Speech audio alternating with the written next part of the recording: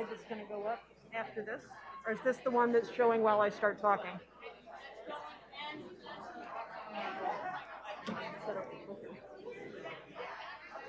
I don't think I'm the clicker person. I don't know who it is, but I should probably still plug it in. Yeah, you should. And then ask Elizabeth who's supposed to click.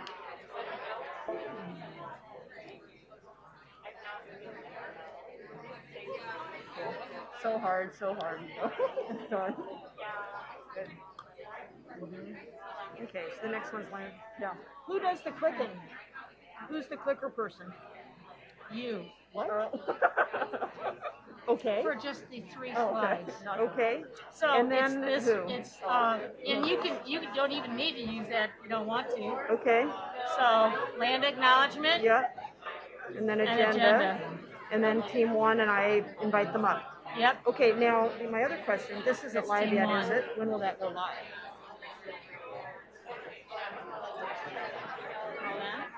Or is it already live streaming? It's on. live. Okay. Dan, let's go to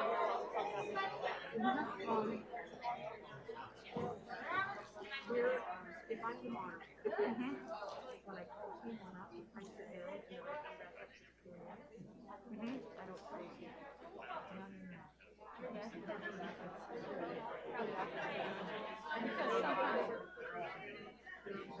Yep. And they can use either the clicker or they can use the arrow keys. we have wipes. What?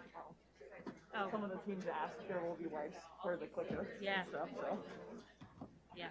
Okay. All how's right. that there? Okay. All right. everybody in. I think we've got just about everybody that is expected. Anything else you need? And I'm happy to click for you if you would like. Maybe just so I don't have to think about it. Okay, so let me. So don't click over to the land acknowledgement until I say that you begin. Yeah.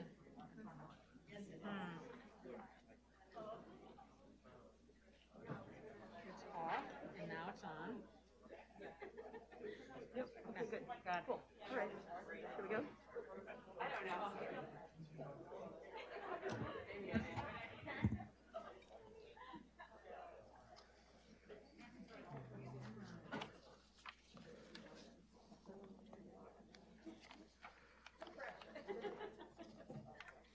Good morning, everyone.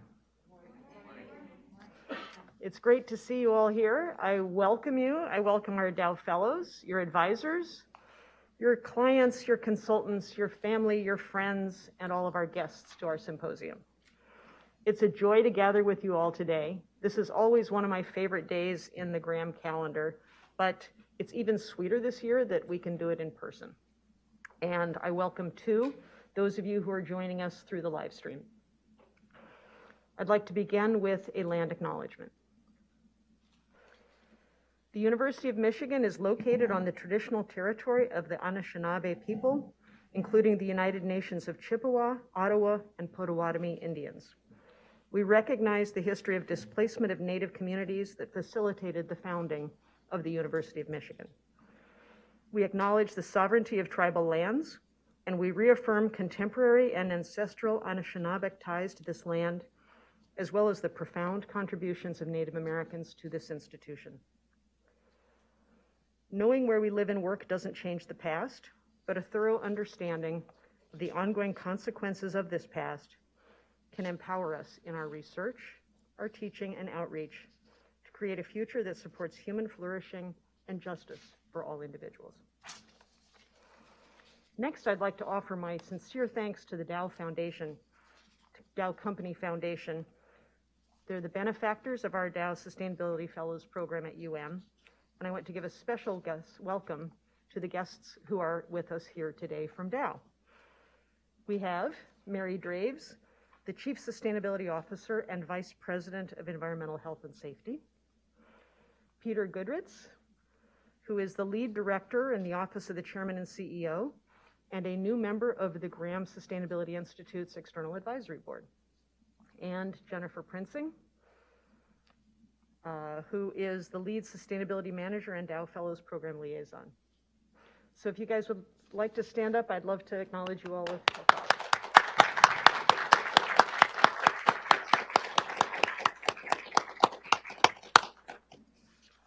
For nearly a decade now, the Dow Foundation and the University of Michigan have worked together to support graduate students pursuing interdisciplinary, actionable, and meaningful sustainability solutions. Together, we've helped prepare hundreds of sustainability leaders to make a positive difference in organizations around the world.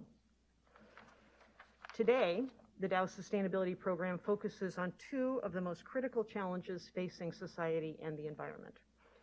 One is addressing climate protection, and the second is embracing a circular economy. For those of you who may not know the term circular economy, it refers to eliminating waste through a process of reducing, reusing, and recycling. This sharp focus is enhancing our Dow Fellows' ability to engage for real-world impact. The Dow program is highly competitive. The students that you're going to see today are among the most talented, passionate, and high-achieving students at the university.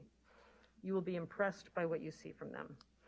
Not only have they addressed a wide array of sustainability challenges through their projects, they've also applied a host of different skills and perspectives to their work. You'll find they use knowledge from across disciplines, along with innovative tools and dynamic approaches to problem solving. Each year, what I see from our Dow Fellows gives me confidence that we can solve the vexing sustainability problems that face us. We thank Dow sincerely for their continued partnership and generosity. I also want to provide special thanks to Professor Margaret Woolridge, the Dow Fellows Program Director, and Elizabeth Laporte, the Dow Fellows Program Manager. Their leadership and tireless support is what makes this program such a success. Margaret and Elizabeth, let us recognize you.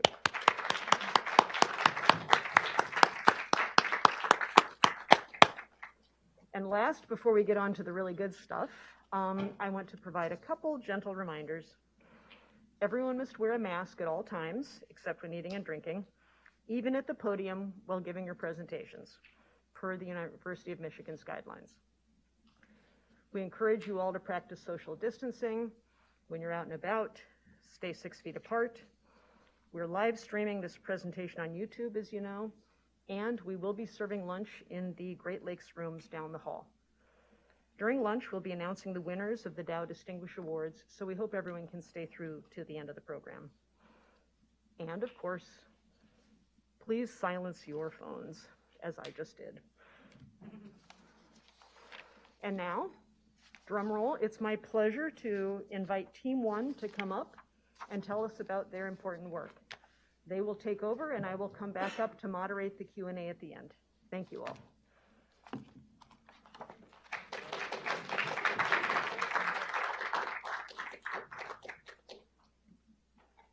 Clicker, it's obvious if you want to use that.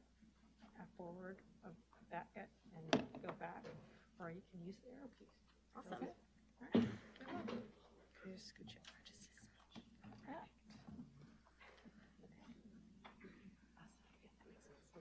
Are we going to remember it's me doing this? Okay.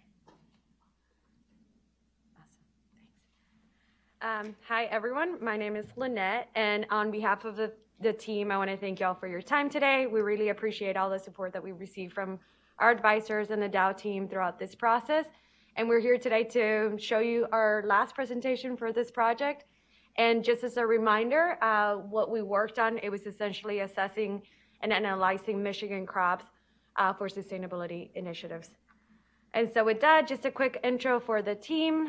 I am a graduate student. I'm doing a dual degree, an MBA, and a Master of Science in Environmental Science. And then I'll let the rest of the team introduce themselves. Hi everyone, I'm Lindsay and I'm in the School of Public Health studying nutrition. Hi everyone, I'm Hannah and I'm in the law school. Hi, my name is Rebecca and I am in the urban planning school. Awesome. So yeah, our advisor for this project was Ravi and our Dow consultant was Connie. So with that, we did work with the Nature Conservancy for this project, whose mission is to conserve the lands and waters on which all life depends. And we focus primarily on the climate change aspect of this project. And we worked with Mary Fales and Ben Wickerman, who are our project leads from the Nature Conservancy. And so what brought this project to life? Essentially, as you all might be aware, there is a rising consumer pressure to demand companies to adopt more climate initiatives. And due to this pressure, the Nature Conservancy believes that there may be an opportunity to partner with consumer packaged goods companies sourcing from Michigan in efforts to improve their sustainability and soil health practices. And so to address this challenge, our team, our goal was to gain a strong understanding of the product flow of Michigan's crops that were coming directly from the Saginaw Bay watershed area. And to narrow down our scope, we initially looked at all crops, but it eventually narrowed down to 4 main crops due to their importance to the organization and also to the size of production within Michigan, that being corn, soy, edible dry beans, and potatoes.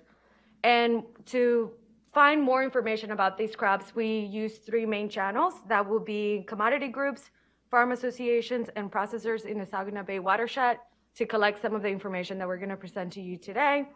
And in our hopes to finalize and present some findings on conservation-based partnerships that the Nature Conservancy could consider for improving their soil health practices. So with that, I'm going to turn it over to Lindsay to cover the methodology and the data, some of the challenges that we had as we were going through this process as well.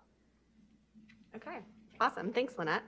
So once we figured out kind of the crops that we were going to focus on, right, that took a little bit of time in itself to figure out what to prioritize. But once we figured that out, we really spent, I don't know, like 2 or 3 months really just trying to figure out what of this information was available publicly versus privately.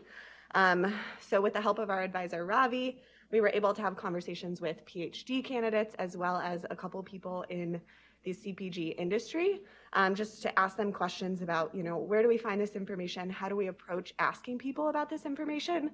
How sensitive is this information? And what can we offer in return in order to convince people to help give us this information?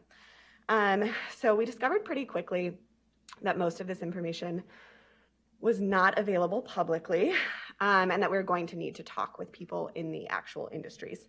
So we also learned that asking for this kind of information, supply chain related information, was not going to be necessarily easy, that people wouldn't necessarily just hand it over to us like, here you go. So that was a challenge in itself. So we had to figure out kind of how to approach that as well. So first, like Lynette mentioned, we talked with a variety of groups, but we started with MSU extension experts in their agricultural extension realm. And then we also talked with Michigan commodity groups. So the commodity groups, just so we're all on the same page, are basically the organizations that monitor crop prices, track agricultural production, and maintain just general records of what's happening season to season in their various crops, and they happen per state. So for example, we talked to Michigan bean, Michigan corn, Michigan soybeans, and Michigan potatoes all separately. So those conversations with the commodity groups led us to talk with processors, which serves basically as that middleman between the farmers and the growers and the wholesalers and the CPG companies. So when we talk to processors, we ask them for information about the size of their company, how much they source from the Saginaw Bay watershed, as well as who they sell their goods to, so those wholesalers and CPG companies. So like I mentioned, we had that kind of initial challenge of just finding this information publicly versus privately.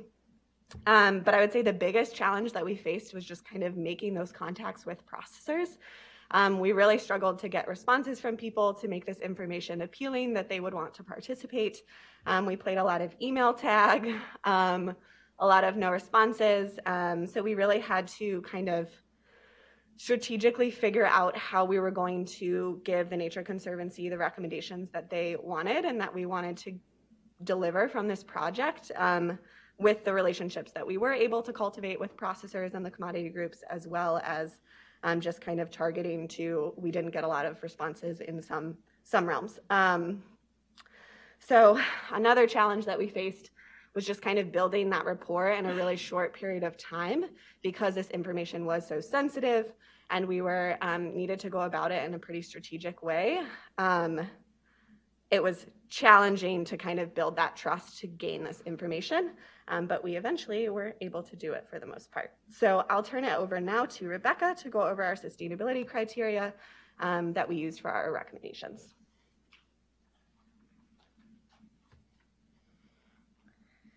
Yeah, so once we gained this information and we had a list of CPGs and processors who we thought could potentially be good partners for TNC, we evaluated each of these potential partners based on a sustainability evaluation that we created.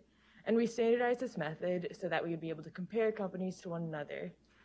And this criteria was based on the company's public-facing sustainability goals that we could find on their website. And also team interactions that we had throughout the course of the year. And you can see on the right, that's one example of one of the graphics we provide in our report for Better Made Snack Foods, one of the companies we recommend. And as you can see, these are based on the degree of Saginaw Bay watershed presence economically, like how much they source from Saginaw Bay watershed, the willingness of the company to collaborate with us, the existing public-facing sustainability goals that we can access on their website with an emphasis on goals surrounding soil health, public-facing corporate social responsibility and environmental social governance reporting. We emphasize companies that regularly updated these documents. And finally, influence in the region more socially, like how they interact with the community, who they employ, stuff like that. And I'm going to transition into talking about some of our findings and key takeaways. So ultimately, we were able to provide TNC with 11 recommendations for processors and CPG companies that we believe would be open to developing sustainability partnerships. And our hope is that over the coming months, TNC will be able to reach out to these companies and work with them and nurture these relationships. Our CPG recommendations will be followed up by TNC as they do this, and TNC plans to do similar research for other crops in Michigan. So we hope that our process can inform their process later on. And Hannah's going to talk about that. Yeah, so in addition to the partnership recommendations that we were able to make and identify actual players that TNC could partner with, we also want to make some recommendations about process, given that TNC does want to repeat this type of research. So the first thing that we wanted to recommend to TNC is to begin by talking with agricultural groups. This was something that we found really foundational in our research. It really helps to lay the groundwork. It helps to identify the key players and understand kind of all of the actors in the supply chain from growers to the final CPG companies. Second, we recommend that TNC begin by talking to CPG companies before processors. One of the main issues, as you've heard, that we've run into is this sort of information barrier. Oftentimes processors were not willing to talk with us, even if we were willing to sign a non-disclosure agreement or even try to purchase that data, just because that customer information is so sensitive. So by starting at the CPG, there might actually be a little bit more autonomy to give over that information to TNC. Third, we have the idea of potentially starting and tracking non-GMO crops, given how they have to be labeled in final products. There is such granular information on how they're grown and how they're sourced and how they move up through the supply chains. Our fourth and fifth recommendations are all about kind of building and leveraging that network. As you've heard again and again, issues of buy-in and of really trying to get people to understand the mutually beneficial agreement was one of the main challenges that we faced. And then finally, our sixth one is just sort of a creative one, recommending different mechanisms for data sharing and supply chain transparency to, again, sort of help TNC build those networks. So thank you all so much for listening, and thank you to the Dow Fellows Program. We had a really wonderful experience, and we welcome your questions and discussion.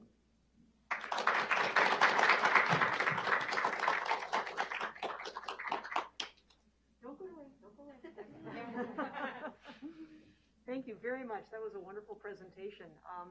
We now have time for a few questions from the audience. So please, thoughts, feedback, questions for this group? And if you're answering questions, if you step up to the podium, Right. then everybody can hear you. Thank you. I have one question. So you mentioned GMO tracking. And I was curious if you found that because of the regulations around GMOs, if they provided an easier perhaps set of data to track that would be more publicly accessible compared to non-GMO. Yeah, so I think that they would. We ended up not tracking non-GMO crops, but it was something that was raised in one of our later conversations with a processor that, at least for soybeans, the non-GMO crops go through an entirely different channel and are much more kind of tracked so that you can follow them out. So ultimately, we kind of got to that information late in the process, so we didn't end up doing the non-GMO tracking, but I think it would be something that would be more publicly accessible, or at least just easier to kind of get the type of granular level data that TNC might want.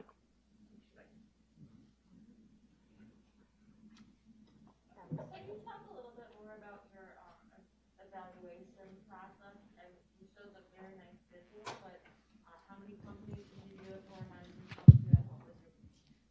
Hold on, Alex, will you repeat that in the microphone for the benefit of the folks online? Sure. I just asked if you could talk a little bit more about your sustainability evaluation process. Yeah, so we ended up doing it for the 11 companies that we recommended, and we did this in order to kind of rank these companies within each crop. So the way our report is set up is each crop has like a main recommendation, like our number one company that we recommend. For example, for potatoes, we recommended Better Made Snack Foods because of their willingness to collaborate and like just their influence and the way that Michigan potato crops are set up. It just made more sense. So we did it to rank them within each crop, but also we did it so that we could rank them across the crops as well and have like a top one that's most important overall. But yeah, these are like these 5 categories are the main headings, but we had like sub-bullets that got more into depth in the report about what we more specifically looked at for each company. We've got one final question here, and then we'll move on to the next presentation, but don't leave, team. You're just going to move off to the side, and we've got a gift for you, okay? Thanks for your presentation, guys. That was really interesting. When you were talking to the different processors and CPGs, and there were some barriers and some issues, were there any strategies that you found most helpful in kind of overcoming those in terms of, I don't know, like thinking about the psychology of how you approach those conversations? Were there any things you found really helpful or other things that you found really challenging? I can take this one. So basically our strategy was we offered to like share our public facing Dow report with people at the end, and that was kind of like the carrot on the stick, right, to get people to be involved. Another tactic that like didn't happen really on purpose, but with a few of the bean processors that I interviewed, if I talked to them like over the phone or on Zoom, they were like much more hesitant to give me that information. And I think so having that like introduction period, and then I would like follow up with them over email and ask them again through like a paper survey, like a Google Doc survey, they were willing to like share that information and were happy to do it then. So I think a little bit of just like strategically building the rapport over time and not like demanding the information right away was helpful. Also challenging given like the time constraints, but yeah, those 2 I found to be the most helpful. Wonderful. Go ahead. And I'll just add, in my experience with the corn, when we developed the interview guide, we did have a prompt at the beginning that kind of set the foundation for, hey, this interview is whatever you want to share and whatever you feel comfortable. If there's any information that you would like for us to redact, we're happy to do so. So I think setting up the boundaries at the beginning of like, this is just going to be between us and this information will be protected, sometimes helped in easing some of those concerns about data sensitivity. And then also another thing that was very challenging was getting people to answer emails. And it just came a point that we were just like, should we just grab the phone and call? And that ended up sometimes working out for some of the interviews that we had. Sometimes old-fashioned techniques. Yeah, I know, right? That's great. Well, please join me in another.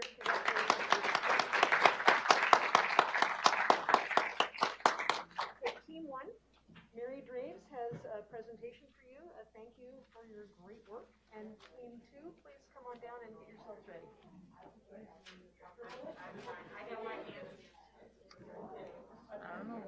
Oh, they're all compiled together. Yes. We're the only ones who are like presenting. Sorry? We We're have, the only two who are presenting. well, in So, our second Okay, so slide, we then, introduce and then I'll everyone. introduce everybody else at the end, like, or if you introduce everybody and then they sit yeah, down. we introduce everybody. Okay, Yeah. you guys do that, that sounds good. Thank you, Esther. It's been a while since that has been So, do we do this or? I don't know. Try the arrow, maybe. I just feel like that's easier long term. Perfect. Okay. Yes. Good? Yes, we're Okay. good. Reverse, forward, or you can use the arrow keys there Got it. and just speak into the microphone. Okay. Right? You all look good. Thank you. Yeah, okay. And after this, you can celebrate.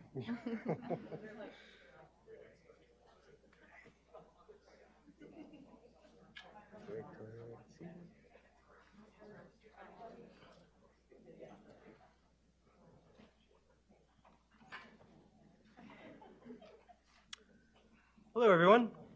Over the course of this year, our Dow Sustainability Fellows team has collaborated with Detroit Horsepower, whose mission is to provide urban youth a safe and engaging environment to learn valuable skills through riding and caring for horses. Since 2015, DHP has facilitated its youth development program by transporting Detroit-based students to partner barns outside the city. DHP is now in the process of building a new urban equine education center to support the expansion of their youth program, grow their impact within the city, and turn a 14-acre vacant lot in the Hope Village neighborhood into a community asset. DHP's new headquarters is on track to open by 2024 and is currently in the design development phase with architecture firm McIntosh Porras and landscape architecture firm Living Lab. Our role on the project team has been to develop a holistic manure management plan for a full stable of up to 24 horses. Now introducing our team from left to right. Charlotte Daya, Master of Urban and Regional Planning and our team leader. Myself, Talia Moretti, Master of Architecture and our budget leader. Sophia Camarero, Master of Sustainable Systems and Chemical Engineering and our Information Technology leader. Prescott Trudeau, Master of Architecture and our Client Relations leader. And Olivia Stillman, Masters of Urban and Regional Planning and Master of Social Work and our Communications leader. We have also been fortunate to work with Jen McGray this semester from Taubman College as our advisor and our consultant, Margaret Woldridge. So the primary challenge of our project was to design a sustainable solution for manure management in an urban setting that is both cost-effective and logistically viable for Detroit Horsepower. Along the way, we've had to consider, at first, just the staggering volume of material and the very real need to manage it. Neighborhood concerns, primarily of visual and odoriferous nuisance. Gaining city approval without any other organization as precedents. The need for flexibility to accommodate a scaling up of horses, availability of labor, and other factors, as well as the environmental impacts of different waste management solutions, and the potential community partners for future implementation. Lastly, articulating the viability of sustainable manure management to the client and project architects who ultimately will be in charge of advocating for it to city officials. Particular key metrics and information from DHP have been integral to guiding our approach to evaluating possible manure management strategies. So first, they plan to open in 2024 with 8 horses, eventually scaling up to as many as 24 horses. They plan to employ a full-time barn manager as well as have some part-time barn staff. Additionally, the students who participate in the programs will contribute to the horse care practices. Over the course of our project, their timeline has actually shifted by about a year. So originally they planned to open in 2023. Now that'll be about 2024. They already also plan to get certain farm equipment that could contribute to manure management like composting. So they will have wheelbarrows as well as a tractor. And lastly, we also had the opportunity to meet with the architects and landscape architects on this project, and that greatly contributed to our understanding of the spatial allocation for manure management on their overall site, and also things that they might be more receptive to supporting. So our project was organized into 3 phases. Phase 1 focused on researching potential waste management solutions, case studies of operating stables, and meetings with experts in the equine field. Regional equestrian centers and farms provided relevant information for DHP's facility based on comparable size and horse care practices. At the end of phase 1, we selected composting as the primary method to pursue. Phase 2 centered on meeting with potential community partners and planning the logistics of implementing composting on site, hauling the manure off-site, or a hybrid of the 2 options. Over the course of phase 3, we synthesized our research into 3 frameworks through which DHP may manage their manure in the future. So as Prescott just mentioned, in phase 1, we focused on the different possible uses for the manure. So those would be sending it directly to a landfill, biodigestion, direct field application, mushroom growing, biomass boiler, composting, or more specifically, mechanical composting. So a single horse in a day produces about 50 pounds of manure. Added in with the bedding that would be in any given stall, that's about 1.6 cubic feet of manure or waste. And then over just a single day, if there's 10 horses, that's 15 cubic feet. And over a single week, that's over up to 115 cubic feet of manure to handle. So considering that, as well as the carbon impact of these different methods, biosecurity involved with some of them, and the level of dryness of horse manure in comparison to other types of manure, we zoomed in on focusing specifically on composting as the primary method. Composting also offers the benefit that it has a very low environmental impact, as well as the fact that it requires very minimal equipment in comparison to, say, a biomass boiler or biodigestion. And it also matches well with the cost and scale of DHP, or their cost availability. As well, many of the precedents that we evaluated consistently used composting to deal with horse manure, further reinforcing that as a good option. Our proposal for managing DHP's waste stream focuses on an on-site composting operation. Using the current site plan developed by the architects McIntosh Porras, we have formulated a proposal specific to DHP, but with the breakdown of all the factors to consider during the final design process. We recommend a 3 or 4 bay structure, which would adequately contain the projected manure production over the course of time necessary for the composting process. The design considers dumpster service as well in case of overflow, as well as siting strategies to mask odors and avoid leaching. So over the course of the summer, we had the opportunity to meet with 5 different potential community partners for DHP, either in accepting raw manure or accepting fully processed compost. So those groups were Cadillac Urban Gardens, Detroit Dirt, Earthworks Urban Farm, Georgia Street Collective, and Midtown Composting. And they represented positive precedents both for zoning and also understanding their composting processes. They also represent an opportunity for the possibility of a hybrid approach where maybe some of the manure is composted on site and some of the manure is sent to their site, both allowing for community engagement as well as minimizing the environmental impact without requiring composting of all of that manure quantity on DHP's site. The proposed manure management strategy has the potential to make positive environmental and social impacts.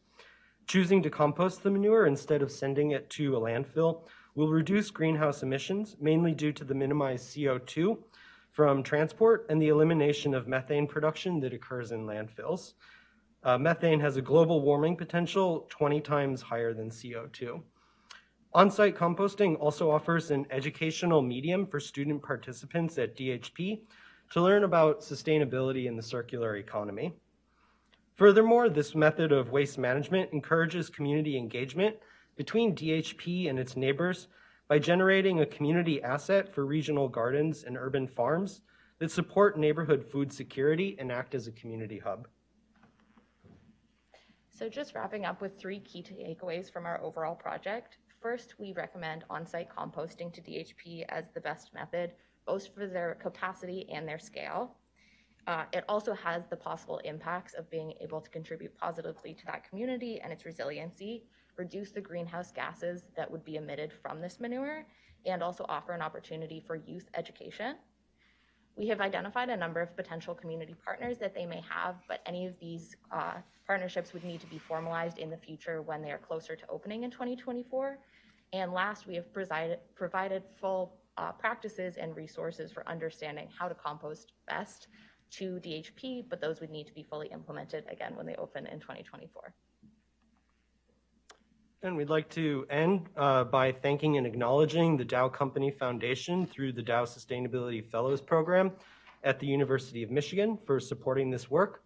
We'd also like to thank Margaret Woolridge and Jen McGray for advising us, and David Silver, DHP's founder and executive director, for his generosity of time and commitment, as well as the many individuals and organizations that have aided in our research over the last year. Thank you.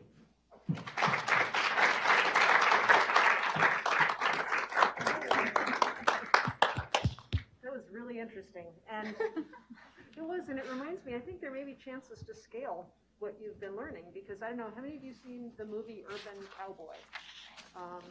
It's a really good movie. There are people taking care of horses in downtown Philadelphia and maybe other cities as well. So, and that's been going on for a long time.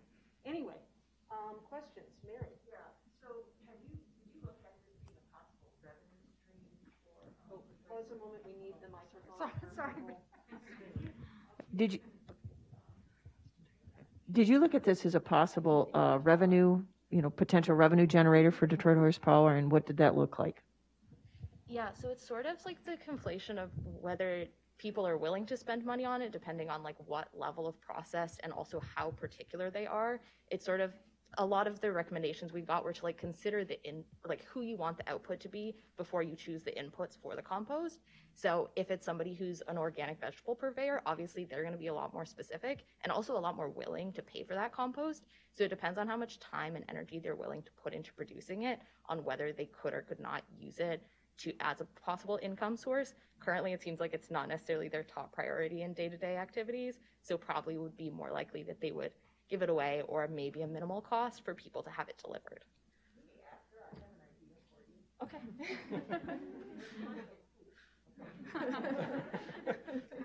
Very good. Other questions? Alex.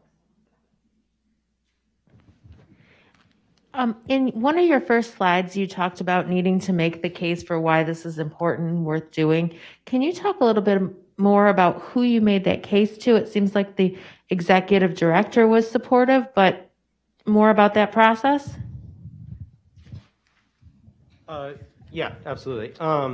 When we first met with the project architects, their initial proposal for dealing with the waste management was to just get a dumpster and have landfill service. That was what they were planning for. That's what the composting, there was no composting pad. That was what the site that they'd laid out for waste storage would be used for, is just to be hauled away. So we had to come up with the design proposal and really convince them of the viability of what we were doing. And I think they're on board. We're happy to say that they're excited about the opportunity and think that as long as we have a flexible system that allows for overflow capacity, that then we'll be able to gain approval from the city. Sorry, can I just add? Yeah. On top of that, the other concern is that we don't get to participate in the city approval meetings, and so we have to have those architects on board to advocate for this method, because if they don't feel strongly about it, then the city's not going to be convinced of it. So that was part of the reason for trying to really lobby them for it. Final quick question. I'll chime in with a comment real quickly. Is organic farming and manure is particularly challenging, and more than likely the horses are going to be on a dewormer schedule, much like most of your pets are, and that means they're not able to donate manure to anything organic. So it's challenging. People don't realize, how hard it is to get rid of the waste. So, That's interesting. anybody else? Last questions? I'll just throw in one question or comment for the future, which is, given what you're doing in terms of reducing methane exposure, there may potentially be some sort of carbon credit opportunity for the organization as well, especially methane over the first 20 years is 80 times more potent than carbon dioxide. So think about that. Wonderful. Let's give them another round of applause.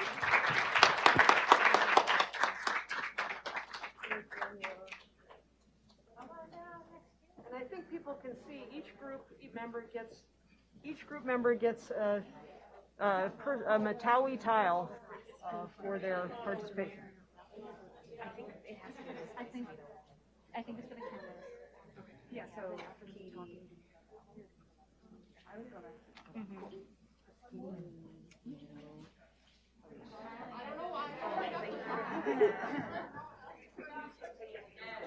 When you're all ready.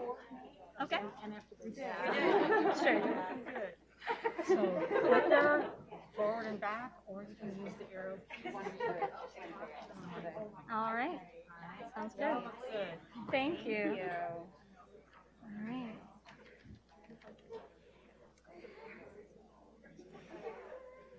All right. Hello, everyone. Welcome. Thank you again for joining us here today. We are very excited to present to you our work with the Great Lakes Bay Regional Alliance Sustainability Pledge. So to kick us off, I'll give us a brief project overview as well as an introduction to myself and my teammates. So my name is Katie Barr. I am a master's student at the School for Environment and Sustainability, and I'm here with my lovely team who will introduce themselves individually. And I'm Alicia Adams with the Urban and Regional Planning Program. I'm Naomi Barca, third year at the Herb Institute. I'm Celia Brevard, second year at the Herb Institute. I'm Anna Seifert, a second year dual with the School of Policy and the School of Business. We also had the pleasure of working with Dr. Raymond DeYoung, who is an associate professor at the School for Environment and Sustainability as our faculty advisor, as well as Jennifer Prinsing from the Dow team. So to highlight some key partners that we worked with, of course, we worked with the Great Lakes Bay Regional Alliance, but we also worked with Delta College, and we are honored and excited to have a member of Delta College here with us today. Pam, thank you so much for being here and for supporting us throughout this process. So we wanted to just ground us all in the overall mission of our project, which kind of highlighted our overall goals. And essentially it was that we as the fellows collaborated with our pledge partners to develop and refine a customized and adaptive self-evaluative and sustainability roadmap for pilot organizations. And not only did this encompass our overall goal for our project, but it also helped us to develop and strengthen our relationships both with our partner and with our pilot organizations. So speaking of our pilot organizations, we worked in tandem with our partner and in alignment with our mission to select 7 organizations sourced directly from the Great Lakes Bay Regional Alliance. Each of these organizations represented a broad distribution of size, industry, and operational scale as well. And we felt very privileged to work with a number of public, private, and institutional stakeholders for this project. So how do we develop a sustainability roadmap? Well, we came up with a 3-step process that involved visioning, research, and assessment that took place over the spring, summer, and fall, respectively. So we'll take a few minutes now to dive into that process and talk about how we developed a sustainability roadmap. Great, thanks, Katie. So as we began our project design process in the spring, we really wanted to make sure that we were understanding and assessing the specific goals and needs of both our client and our pilot organizations. And we were able to do that through a series of visioning sessions that took place on an online platform called Jamboard. You'll see a screenshot of one of our client visioning sessions right here. So how Jamboard works is we ask some open-ended questions, and our clients were able to respond on these different sticky notes. And then as a team, we were able to go through and bucket those responses to identify some key themes as to what was really important for a sustainable and productive sustainability pledge. So you can see here we talked a lot about long-term governance. We talked a lot about the specific cultural context of the region in which we were working. We also conducted these visioning sessions with our pilot organizations, and we really used these to identify any existing sustainability metrics, sustainability goals, and mission alignment in terms of their leadership's priorities and their organization's mission statements. Great. So then the bulk of the summer we really spent on research, and I'll walk through what that looked like. So over the summer, we bucketed our research into these different subcategories based on the themes that we had elicited from the visioning sessions with not only our client, but also our pilot organization. We also aligned each of these subcategories with the UN SDGs and each of our individual fields of study, knowing that we have a diverse interdisciplinary team. And so over the summer, we were able to compile over 100 different resources in these different categories, ranging from sustainability strategy and people organization to climate, renewable energy, water, and waste. And so in each of these, we have the resource name, we have some specific tags for that resource, a high, medium, low complexity of implementation, a description of how to use the resource, and then finally a link that you could access the resource. We've ensured that all of these are free and they're able to be accessed by the general public. And this will serve as a great sustainability hub of all of these resources going forward with access to GLBRA, Delta College, and future pilot organizations. So following the visioning and research phases, we got into the assessment phase.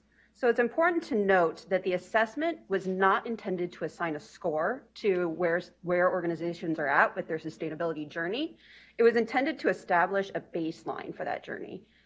We created the assessment in Google Forms, again, taking advantage of free and accessible apps and programs, and used the information and that input that we received to create a sustainability roadmap. Each one of these documents is curated to the organization based on their responses in the visioning sessions and their responses in the assessment, and looks at topics of sustainability strategy, climate, purchase goods, waste, water, people, and energy. Within each of these subjects, we have an example here, the climate page. These are curated resources, again, that are responding to where that organization is at.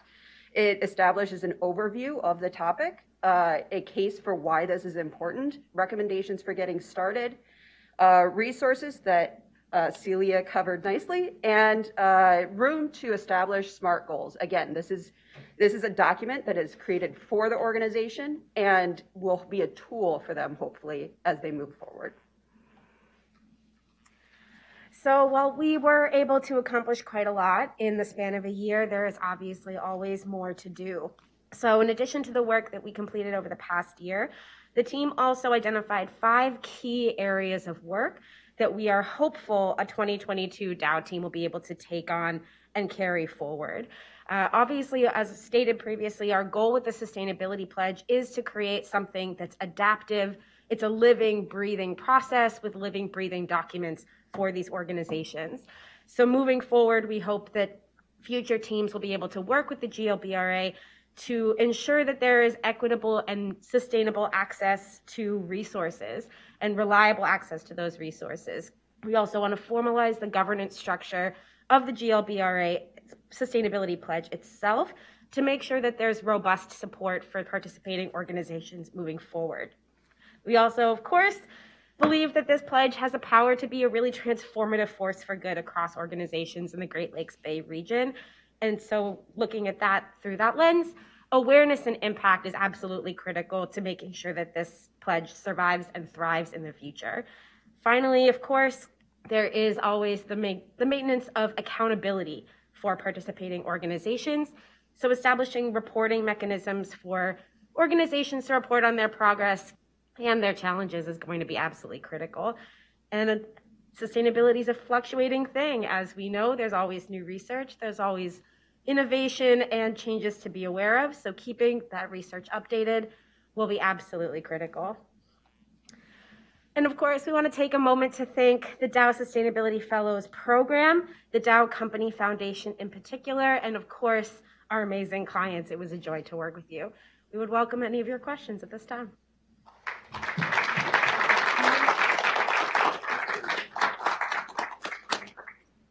That was wonderful. And you can tell this group is really organized. They have dressed in matching clothes and matching masks. So the next team will have big shoes to fill.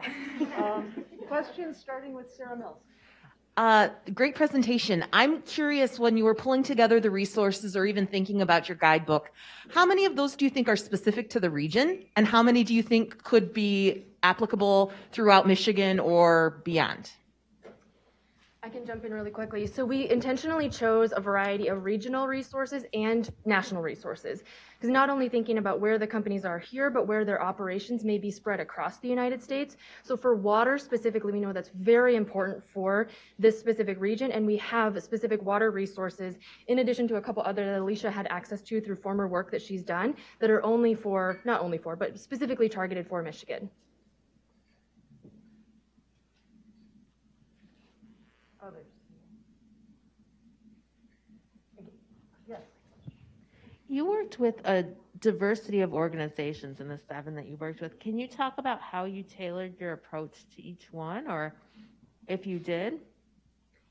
I can take this one, at least a first stab. So the first thing I'll say is that the list of pilot organizations was curated by GLBRA and Delta College. So there was a pre-existing relationship established with all of those organizations. When it comes to tailoring the approach, I think the most critical thing that we did really was those visioning sessions early on, because of course, Midland Center for the Arts is going to have a completely different set of sustainability goals and requirements than Michigan Sugar. And so by having those visioning sessions early, we were then able to make sure that our research over the course of the project captured what that organization specifically needed to know. And of course, the final product is customized and tailored to that pilot organization. Sorry.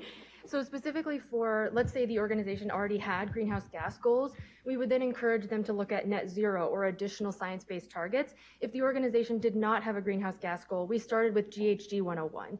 And so really based on their assessment and what they had and didn't have, we tailored the resources based on the high, medium, low complexity and implementation so that they felt supported not only in terms of education, but a tangible next step that they could take on their sustainability journey. So you met them where they were. Exactly. Yeah, that's great. Yeah. Hi, Pam Clark from Delta College. We love these ladies. They've done great work. But if you could address, I know it was a little bit of a struggle since we were all on Zoom, and we had really a variety of those organizations. If a second year were to be done, a lot of the research is already done, so we could start faster. Are there particular sizes or types of organizations that are harder to work with or easier to work with because of their pre-existing understanding, maybe?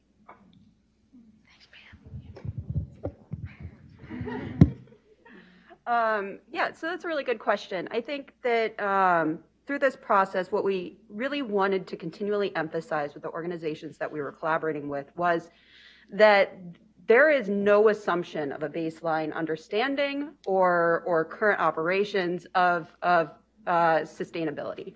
We know that there are sometimes barriers internally and externally to adopting sustainability goals. And so that was actually built into the survey, understanding kind of what the appetite is internally and how this relates to their external relationships with their partners, with their consumers and clients. I think that the organizations that we would really like to get on board are continuing to expand the diversity of organizations to build that network so that there are more points of reference for participants, but really focusing on kind of the hard to reach organizations, those that may have that barrier, that may feel that they don't have enough experience, to really reassure them that this is open to everybody and that we really want more participation and that the best way to get experience is just to get started. I think we have time for another question if there is one. Sarah again. This is a really cool project. I'm super excited to know about this because one of the things that we've been doing at Graham is working with communities across the state to try to get them to take the next best step. So I'm curious, how much do you think you as consultants, right, walking them through the process is important versus how much of this can be learned through a guide? If you can talk to that a little bit. I can take that question a little bit. I think in this initial year, us being on board and engaging with those organizations was really important. But ultimately, talking again about that long-term governance strategy, we would love for there to be no consultants at all and for this to be totally self-run. One topic that we've talked a lot about is using that network. So not having us as students, as consultants being there, but pilot organizations that have more experience coming in and sharing their internal knowledge with other newer pilot organizations. I think that's the ultimate goal. I think that guides are really helpful, but ultimately those conversations, that experience, that knowledge makes this really valuable.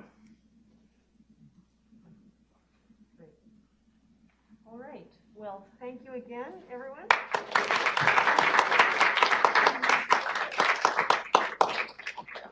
After their presentation, we have a 15-minute break. Is that right, Elizabeth?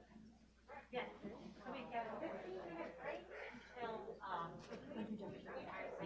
at 10:45. Everybody can take a little bit of a personal break. Yep. Thank you, Jennifer. That was awesome. Thank you very much.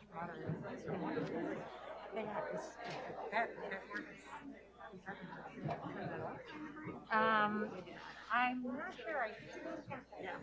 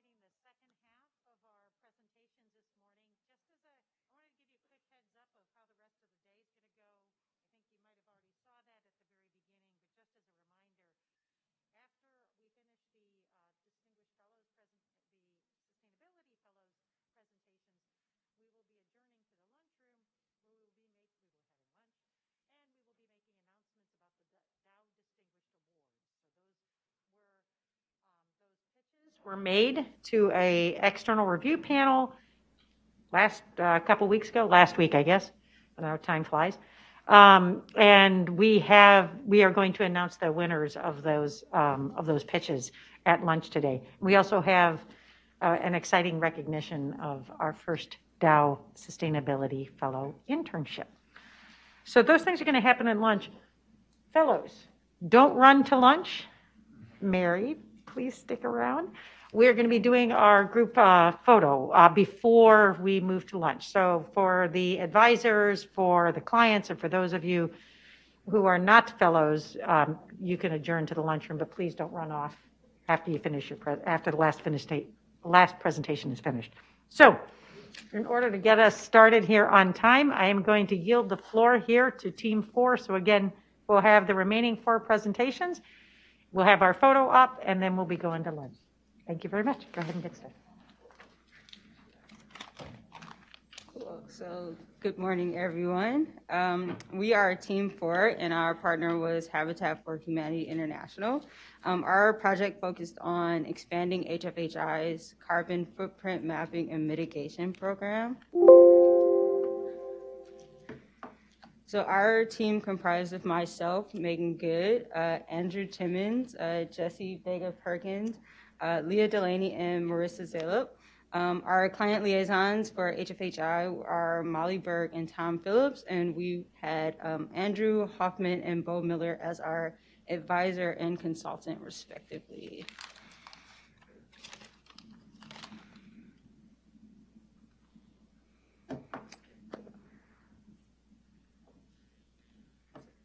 So for those of you who are unfamiliar, just as a bit of context, Habitat for Humanity is a nonprofit organization that builds affordable housing whose vision is a world where everyone has a decent place to live. And as for the organizational structure, Habitat works in 7 different countries throughout the world and has 1,100 affiliates within the U.S., working in all 50 states, including both DC and Puerto Rico.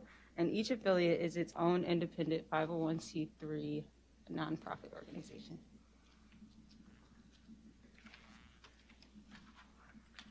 Yeah, so what's the key challenge that Habitat's facing that is related to this project? So just to provide a little bit of context, the building industry currently accounts for 39% of global carbon emissions, and Habitat recently released a climate position statement reaffirming their commitment to climate resilience, equity, and mitigating their impact on climate change. So they really, through this project, kind of want to understand the carbon footprint of their construction projects and identify hotspots as well as solutions for reducing their carbon footprint. But of course, that doesn't come without challenges, including funding, as well as a diverse array of affiliates, particularly just within the US, not to mention around the world. And then finally, just kind of having a lack of a framework and place to start. So this year, Habitat launched their carbon footprint mapping and mitigation program. So this was the pilot year in 2021, and they started out with several affiliates here in Michigan. And really the focus so far this year has been on understanding just the baseline. So doing a life cycle assessment of a build, as well as collecting information about the construction process for the several different affiliates that they've been working with this year. And we just want to emphasize that this program is particularly focused on, as you can see in the diagram, the first 2 phases of the construction process. So they're really focused on the materials production and construction phases. And this is because generally Habitat has been really focused on the use phase in the past. All of their builds are supposed to be built to a minimum of Energy Star standards. So they've already kind of been focusing on the energy efficiency portion and really wanted to take it a step further and look at, reducing carbon emissions in materials as well as in their actual construction process, which are 2 phases that they actually have a lot of control over. Thanks, Jesse. So within this and with this framework, we developed a set of goals for our scope of work for this year. The first was situating this carbon footprint mapping and mitigation project within the greater building network and understanding of the green building industry. The other was understanding the opportunities and barriers to implementing this plan and this project and this mapping, both within Habitat in the pilot field and then potentially scaling it moving forward. In this context, we developed 3 deliverables that we wanted to achieve within this year. The first was a green building standards guide, so an understanding of what exists already. Also, we wanted to do a research and recommendations for the future of the mapping and mitigation project itself. And then we also wanted to interview stakeholders and provide those results to our clients at Habitat. So we divided this into 3 phases. The first was data collection, and that was based around understanding the green building standards through a robust literature review. We also did employee interviews, and we tried to interview a diverse group of employees across the state of Michigan, as well as at Habitat for Humanity International. The second phase was synthesis, and so this was first interview transcription, as well as an inductive analysis of the interviews, so that we could identify emerging themes and use it for our final results. Which brings us to phase 3, which was our recommendations. And so through iterative feedback with our client, as well as in team work sessions, we were able to develop a list of recommendations for the future of the project, as well as feedback on the pilot year and how we think it might incorporate into their larger mission. So a little bit more about the actual research that we did. The first, as I mentioned, was the green building standards. And so we did research on a wide variety of existing standards, some that you've probably heard of, LEED, some that were lesser known, so the Zero Energy Project, and varying levels and geography that they apply to. What we found is that very few really explicitly mention carbon emissions and how it impacts the construction phase specifically. So this is a barrier to Habitat as they start to tackle this mapping and mitigation project at their sites, but also presents an opportunity for them to really have an impact in this field moving forward. The next piece of our research was our interviews that we conducted. So we conducted 10 interviews, both with local affiliates across Michigan, and then also with Habitat International employees. And so 5 main themes emerged from these interviews, and I'll give a brief overview now. The first was internal operations, and so what we found was that local affiliates at the build sites were really receptive to the guidance from Habitat International and actually wanted more in regards to sustainability. But we found that there was an opportunity for more sharing from affiliate to affiliate sites, and that a lot wanted to really leverage the experience differences that each had. The second was external interactions, and so we found that a real facilitator to sustainability at the local level was the partnerships that Habitat for Humanity International had set up with either green organizations, Gifts in Kind, etc. We had a vast affiliate diversity that we found, and we felt this could be leveraged. Carbon mitigation, people were interested in but didn't know much about and wanted to learn more. And as expected, finances, cost was a barrier, and we think it could be overcome with financial incentives. Thanks, Leah. So for sake of time, we'll run through the recommendations rather quickly. So as we mentioned, we did a bunch of interviews and a bunch of research, and we synthesized that information into 7 key recommendations. So 1, support affiliate interaction and knowledge share. With a really wide diversity of different affiliates, we wanted them to be able to leverage what they know, how they've been accomplishing things in order to help one another out. Next was provide dynamic incentives.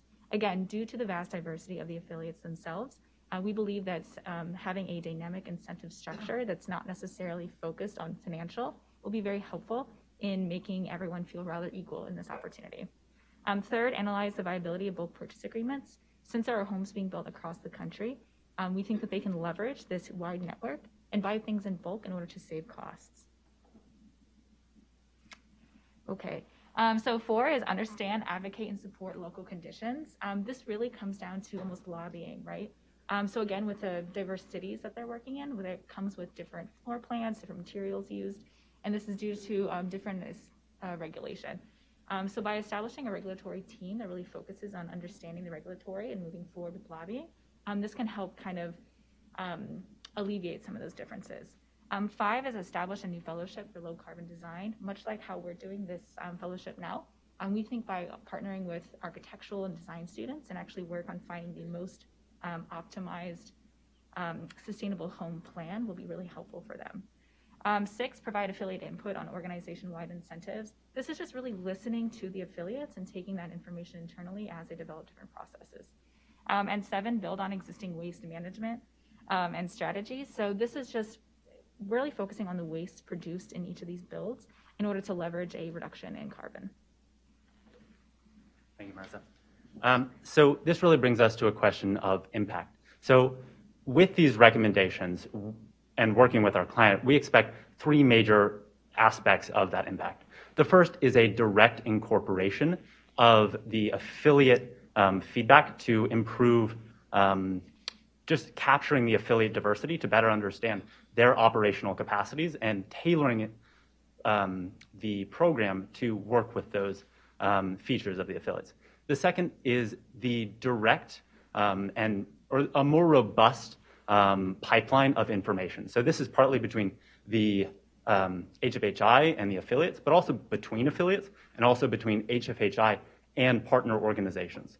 And finally, a leveraging of strategies that have proven successful at the affiliate scale and really broadcasting those out through sharing mechanisms so that more affiliates can leverage them. Oh, goodness. That switched forward. My apologies. Yeah, there's a little technical issue. Oh, we have okay. the next steps, but it looks like we're out of time, so we'll go ahead and open up for questions. Yeah. We're good. Okay. Thank you all so much.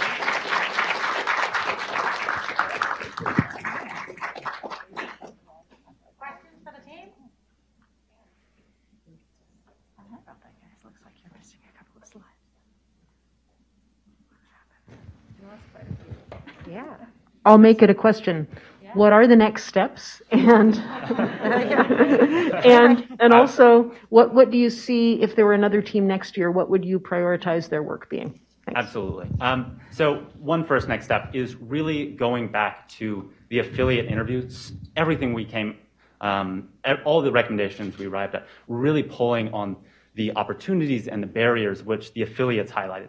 So stepping back, making sure that they're incorporating those affiliate perspectives. The second one is a focus on the quantitative data. So in our project, we ultimately focus on the qualitative side, pulling the affiliates' perspective through these interviews.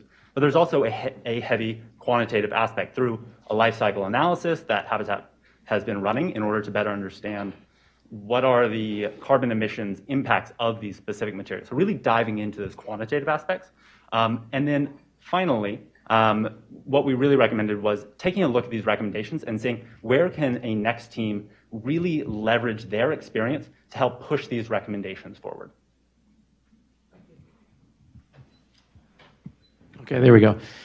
You're looking at design and construction, and that makes sense to me. You're not looking at use or disposal, and that makes sense to me as well. But the huge opportunity, I mean, what excited me about this project was Habitat, their reach, their focus, and the idea that you can actually do green construction for affordable housing is kind of like a man bites dog story. So can you talk a bit about the value of not just doing this, but communicating it to their clients and to the broader space of what's possible in green construction? Absolutely. Yeah, absolutely. So one thing that came up through the interviews was really this, sometimes a frustration that Habitat has been leading in so many ways. Some of the affiliates have been working on projects since 2008 and really pushing some of these initiatives of trying to improve efficiency and really getting to a point where, so there are these metrics called HERS scores of, they're talking about reducing or increasing efficiency. But sometimes there's a difficulty in communicating and broader partners don't understand all the work that has gone in. So much of this work is really looking at, let's really make sure that both different affiliates understand and external partners understand. So that works out to making more affiliates better prepared to use some of these tools to drive down carbon emissions and increase efficiency. But also make sure that funding partners understand what strengths Habitat really brings to the table so that they understand that Habitat is a partner that they can really work with to drive these initiatives.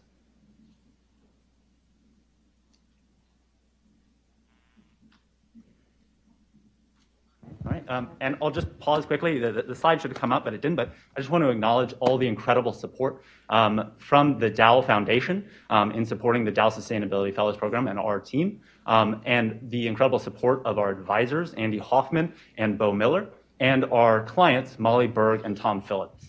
We've all been thrilled to be a part of this program and to work with such a dedicated team focused on making housing more affordable for all. Thank you very much. So my apologies to our team there for that technical difficulties associated with their slides, but great recovery and great work. So thank you very much, team.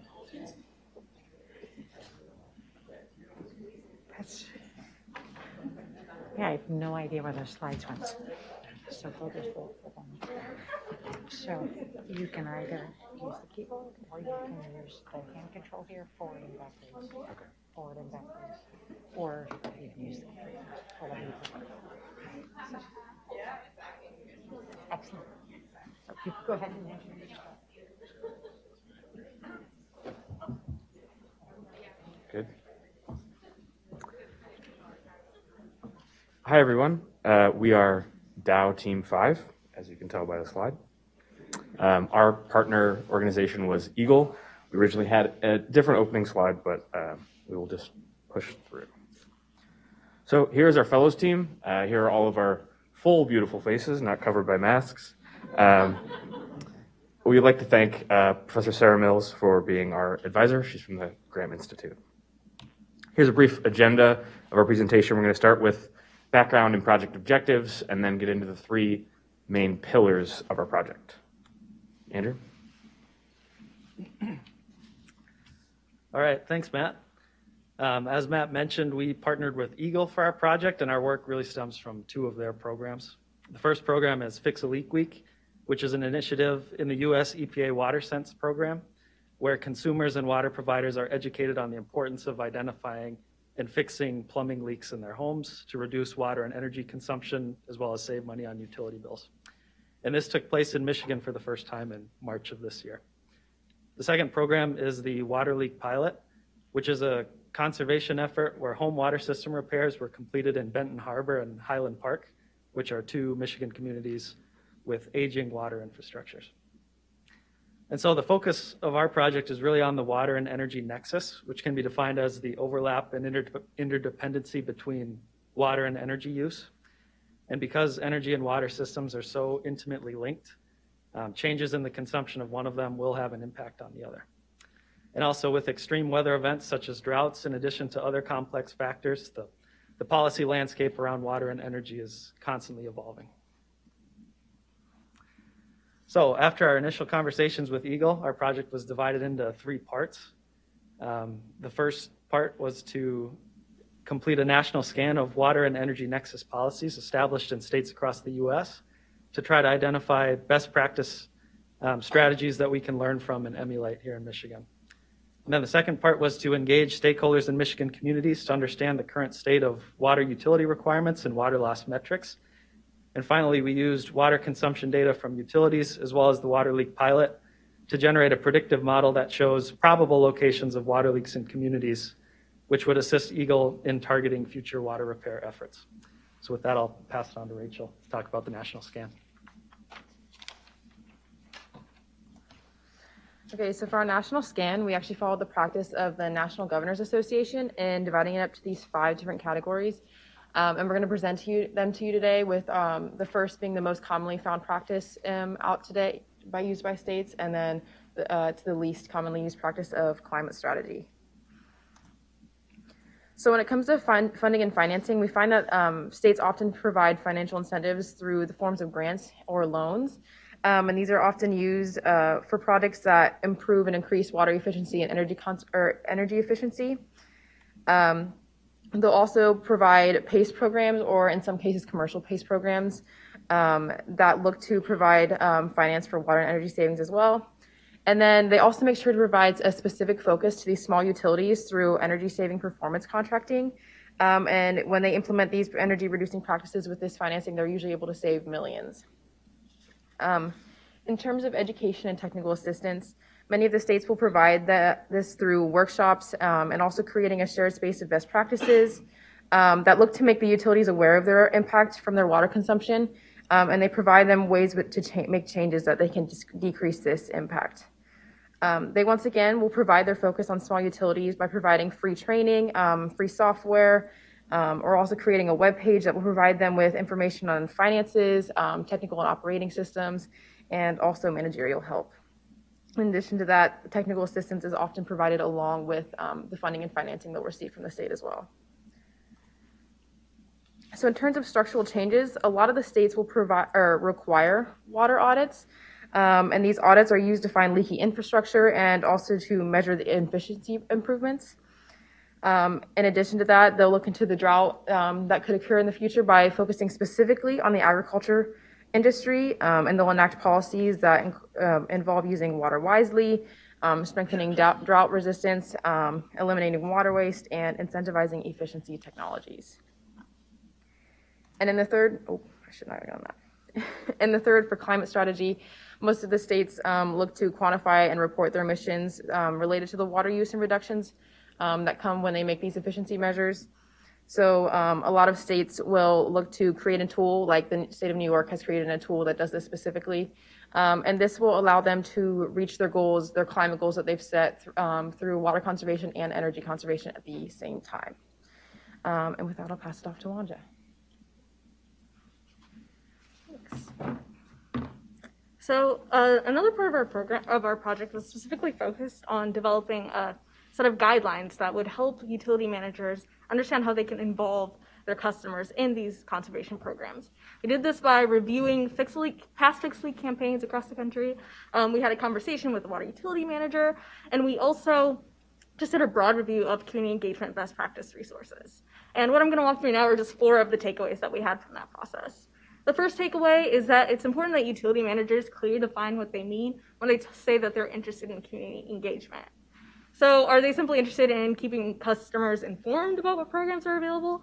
Do they actually want to bring them into the decision-making process, allow them to have more of a final say in who or what a program may serve?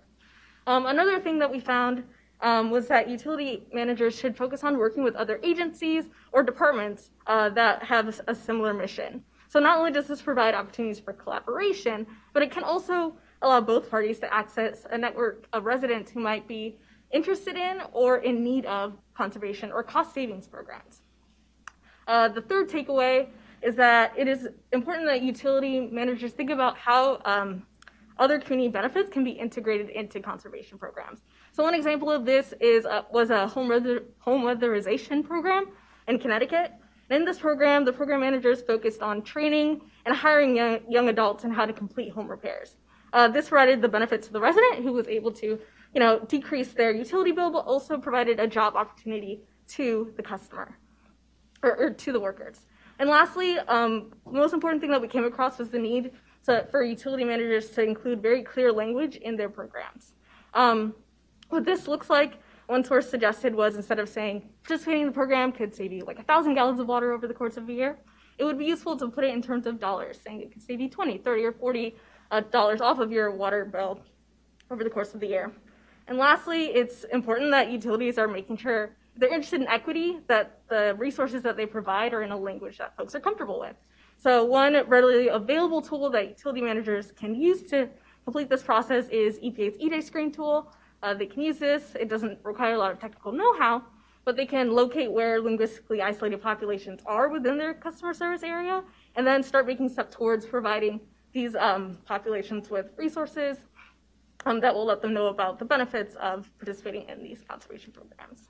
With that, I'll pass it off to Adam.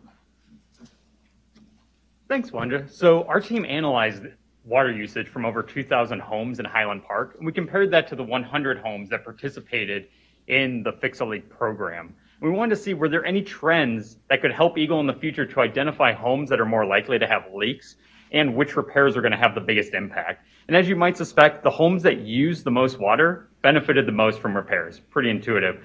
But other things that we thought might have an impact, such as the age of the home, the assessed value of the home, the size of the home, had no correlation. Now, this could be because Highland Park has very similar housing across the city. And this is something we encourage Eagle to continue looking at as they start receiving results from their Benton Harbor project and look at other pilot programs. But the big takeaway is if you are looking to have the biggest impact on reducing water consumption, which then reduces utility bills for customers and the energy impact, is to really focus on the homes that use the most water when you're trying to identify these leaks. And now I'll pass it over to Matt. Lastly, we just wanted to highlight some of our anticipated impacts. First, we did some research on the Highland Park Fix a Leak Week pilot and determined that the projected water savings from that pilot was over 3 million gallons a year, and the associated carbon reduction was 13,000 pounds due to reduced treatment and pumping of that water. Additionally, this is a financial benefit. Customers saved an average of $30 a month. In addition to the benefits from the Fix a Leak pilot, we hope that our national policy scan and the recommendations we provide to EGLE can provide a more equitable distribution of financial resources at the water energy nexus in the state of Michigan. And finally, we hope that our identified policies are used by EGLE to fund future water and energy efficiency programs in the state. Lastly, and before we get to questions, we just wanted to acknowledge the Dow Company Foundation and the Dow Fellows Program. Thank you for all of your support. And we particularly wanted to give a thank you to Jake Wilkinson from EGLE, who was very helpful throughout this process.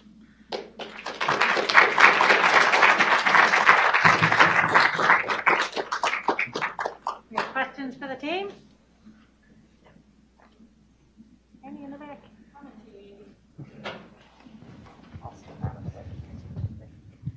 Is there any way to integrate this work with the effort to try and get lead out of the pipes, make the maximum benefit of analyzing these pipes and fixing the systems?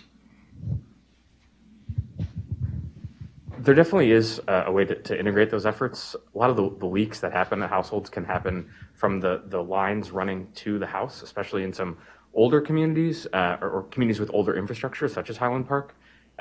So hopefully with some of the new funding provided by the federal government, the state will be able to make headway on this issue.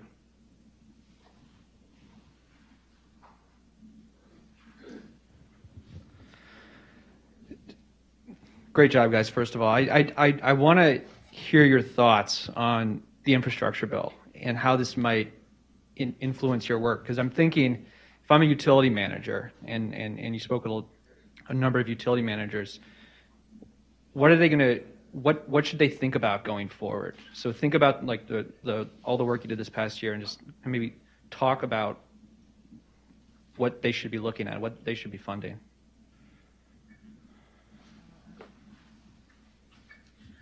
So this kind of goes along with the state being able to provide a database of these best practices, because a lot of these utilities don't know where they're looking when it comes to these things. So many of the states will look to provide like a shared space of these best practices so that the states basically are guided through this process. They're helped out. They're able to get this, find a way that suits their needs.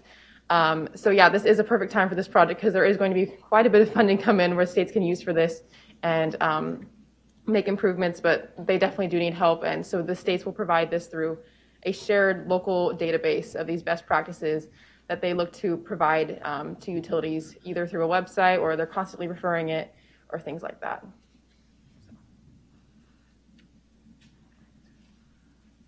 So I'm gonna ask a question of the team. So this is related to what Andy mentioned about the pipes, lead pipes. My understanding is that there are lines between the resources that are within the home itself, right? So you have the lead pipes that are used within the home versus the lines that are used to brought to the home. And those have different ownership associated with them, right? Who's responsible for each of those? So in the Fix a Leak and the other programs that you saw, did you see these types of lines? And is there good communication, these divisions, I should say, between the different resources and the needs? So is there an opportunity for these programs to coordinate with each other? Or what are your thoughts kind of on how to actually solve both kind of the external issues and the internal issues with respect to residents? I guess one of the major issues is a lot of homeowners don't realize they're responsible for that line to their house. So if there's a leak there and it's in their yard, they're responsible financially for it, but they think the water utility is. This program really focused on leaks in the home. So they're looking for, you have a toilet that's leaking, faucets that are leaking, other leaks throughout the home. And a lot of the money that is coming down is to fix those lead pipes that are coming from your mains to your home. But trying to get some of that money to also fix those leaks inside the home, and there's a little bit of a disconnect because the utility managers, they're happy if you're wasting water in your home, as bad as that sounds, because you're paying for it. It's on your side of the meter. So if you have a toilet that's leaking, that's more revenue for them. In a place like Highland Park, where the population's actually decreased, they're under capacity. So actually having more water going through the system helps them to have the funds they need. If everyone became more efficient, essentially they have to up their rates to keep the amount, because it's a lot of fixed cost. It's not as much variable. So there's a lot of issues at play here. Excellent, thank you. That was awesome, I think. Oh, go ahead.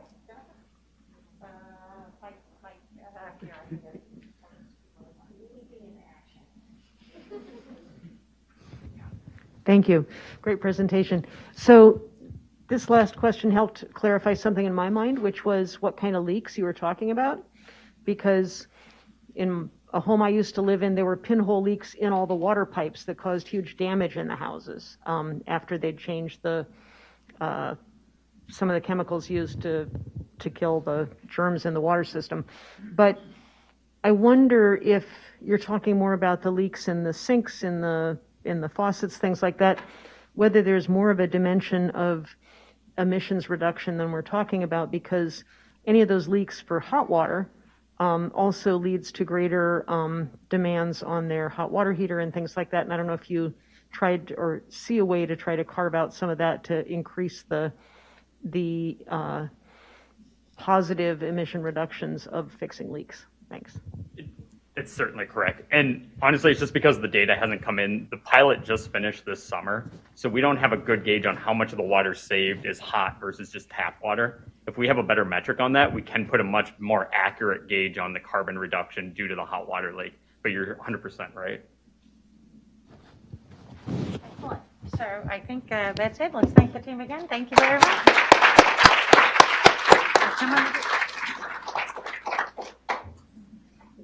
Next team can come back. Excellent.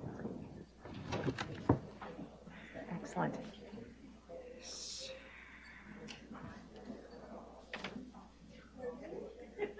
So while they're getting their recognition, I'm delighted to introduce our next team, and they're going to be, I've somehow collected all the microphones up here,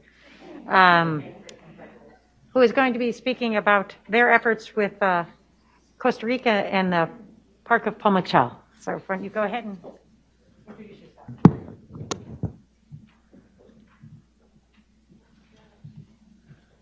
Hello, everyone. Hola.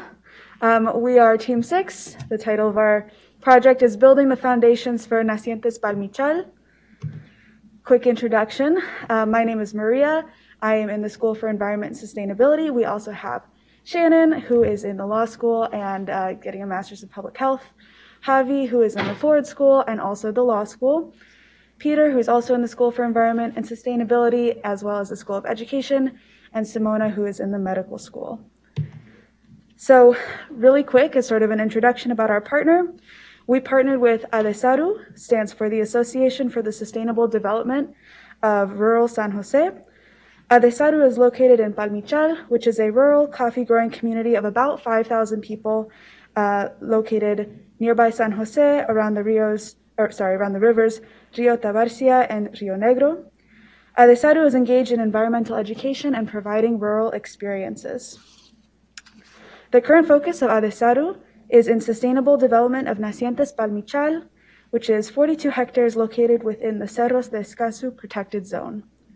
It's a very biodiverse region with important hydrological features and is known as the lungs of the greater metropolitan area of San Jose because of its decarbonization effect. The goal of the park is to provide a location for visitors to connect with nature, to recreate, and for environmental education as well. With our partnership with ADESARU and Nacientes Palmichal, which also has an eco-lodge, we began to meet with various local stakeholders, including entrepreneurs, artists, and farmers, to develop a sustainable business model to support local businesses and enable Nacientes Palmichal to be a local, national, and even international model in sustainable rural ecotourism. Thank you, Maria. So based on our meetings with the community and the stakeholders, we identified that their main need for the foreseeable future is sustained income. We decided to focus our recommendations of the project in three main pillars around sustained income. Those are funding from private and public sources, as well as marketing efforts centered on experiences and expanded offerings, as well as more involvement from community members, especially from entrepreneurs, and increased employment opportunities from members of the local community. From there, we believe that this is going to result in an expanded network that connects the organization, which is our stakeholder, as well as the community members, and expanded access to visitors both locally and internationally. Thank you, Javi. So Javi spoke a little bit about some of the needs that we identified through these meetings with community members and our client in Nacientes Palmichal.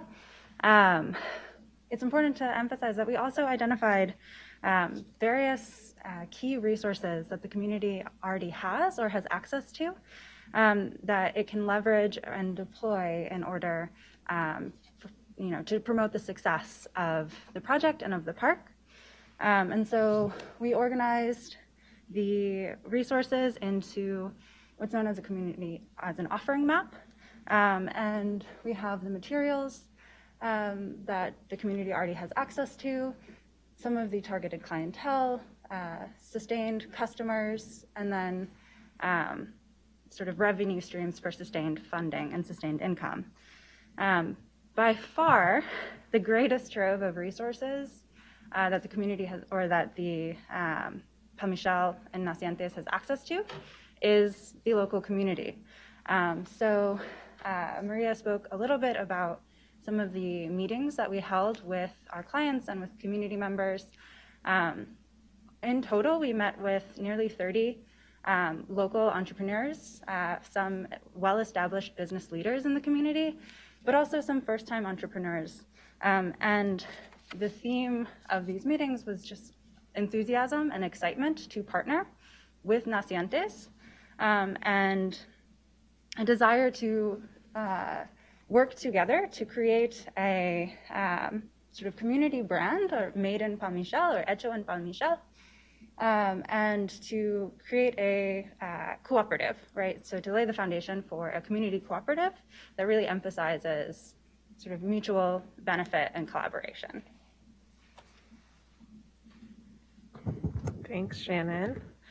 So as part of these meetings that we had with these community business leaders and community leaders in general, and this discussion of this brand, Hecho en Palmichal, one of our recommendations was to move towards something called an experience model. And so through this, we identified 3 different types of visitor profiles that could come to this community of Palmichal and fully take advantage of not only what Nacientes Palmichal had to offer, but also what these different community business leaders had to offer. So through that, we identified 3 visitor profiles. One would be directed towards folks that were interested in learning more about food and agriculture. One was targeted towards people who would be interested in learning more about the cultural experiences that the area had to offer. And the other one was targeted towards folks that would be interested in the nature and adventures that this area has to offer. And through this, we created 3 different brochures that we gave to the client to be able to give out to different visitors to the area that listed all the different types of opportunities within this kind of profile available in the area. So for instance, for cultural experiences, you could go and taste different traditional foods, or there's an artisanal soap maker present in the community. And so creating these sort of visitor profiles, we figured would help both with the sustainability of tourism in the long term. So to see how this connects together, I'm going to explain a little drawing. Hopefully it makes sense. I am not as skilled at drawing as I am as explaining it. But essentially the model that we're recommending is called the visitor economy model. Let's think of a person that has about $300 to spend on a weekend in Costa Rica. This money is going to be distributed in ground transportation to and from Palmichal. And once they're at Palmichal, they're going to be staying at the community lodge. right? While staying at the community lodge, they'll participate in different activities like a hiking trail, like consuming all of their meals at the lodge and at the community. And they're also going to participate in perhaps a guided tour of a coffee farm. All the money that they're spending in these different activities and staying at the lodge is going to be directed to the association or the business cooperative, right? And these business members are going to utilize this income to further invest in attracting other foodies, other adventurers, other cultural aficionados that will further expand the business opportunities for them, but also increase the economic development of the community and make it, full circle. It worked.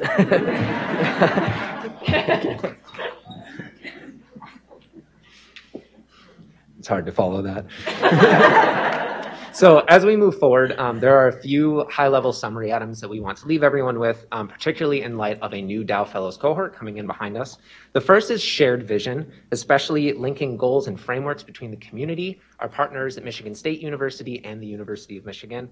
The second is to promote a circular economy within the region, not just in Palmichal, but hopefully more broadly across Costa Rica, ensuring that inputs and outputs are not only beneficial, but they're sustainable for the community.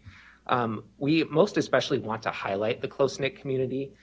We want to provide space and outlets for collaboration among these business leaders and community leaders. And lastly, sustainable development it's a really big topic. There's a lot that goes into sustainable development, but we want to advance the mission of Atasaru. We want to promote economic growth and the involvement of key partners both nationally and internationally. As we finish up, we have several people that we want to be very explicit in thanking. The first is Don Hernan and Mauro and Rebecca at Nacientes Palmichal. We want to especially recognize Mauro, who was able to take time away from his studies to be with us today. Thank you, Mauro. We also want to thank our UM advisor, Dr. Jose Alfaro, our partner at Michigan State University, Vincent Delgado, and Margaret and Elizabeth with the Dow Foundation, the Dow Fellows Program, for their support throughout this process. And lastly, we want to explicitly recognize all of our community partners that we worked with. Their voices are going to be the most essential and the most important going forward, especially as Nacientes tries to move away from the COVID pandemic and hopefully into a bright future. So we look forward to your questions, and as a nod to our partners in Costa Rica, we will close by saying Pura Vida. Thank you.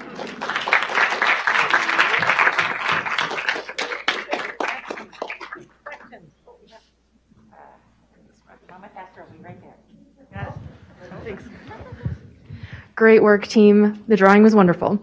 So I think it was really, really smart to segment your target markets into those 3 different buckets. I'm curious what the team next year could do to measure the success or the impact of that specific target marketing.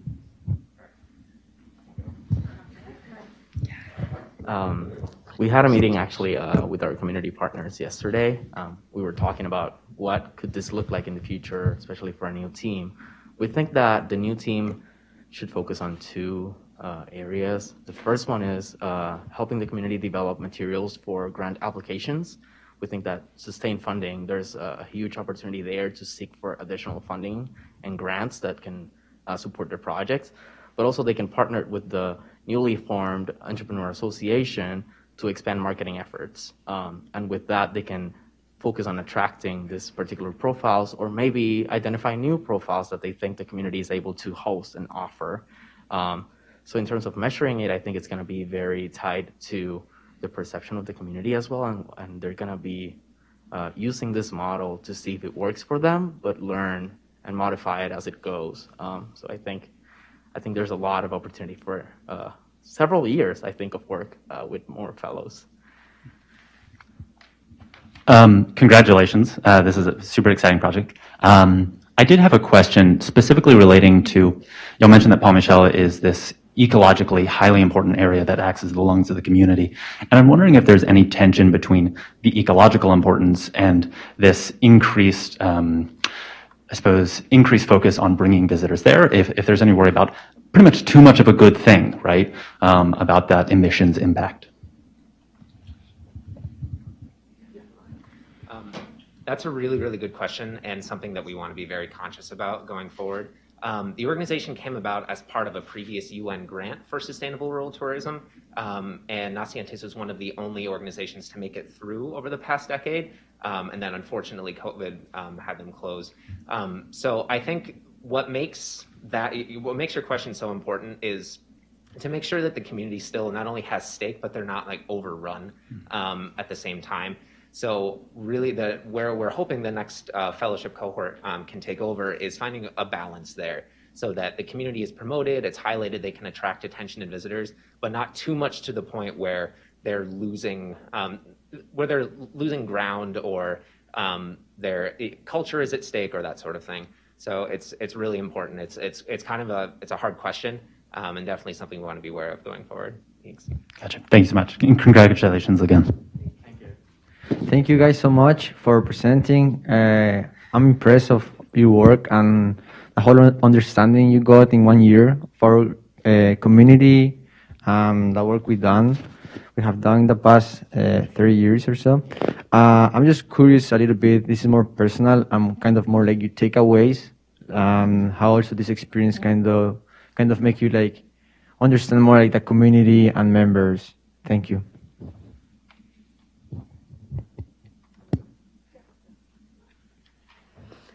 We're so excited that you're here, just to say that again. I think for me personally, it's one of my biggest takeaways has just been the power of the community, how much, despite COVID and despite all the uncertainty, how much the community still is aspiring to get done and the excitement that they brought to every single meeting that we had with them. And so I think that it's a reminder too that when we do these academic programs, we come in with a lot of ideas. When we're working with communities, it's critical for those communities to be the ones who are guiding everything. And I think that sometimes that's what's forgotten. So for me, this was definitely an experience in remembering that the community is first and doing everything that I can to uplift the community and have that be a priority. So I think that it was just a great experience from that perspective. And of course, the community made us feel also welcome. So it was really fun to do that. I think that's about it. If I can try to keep it a little on time. Thank you very much.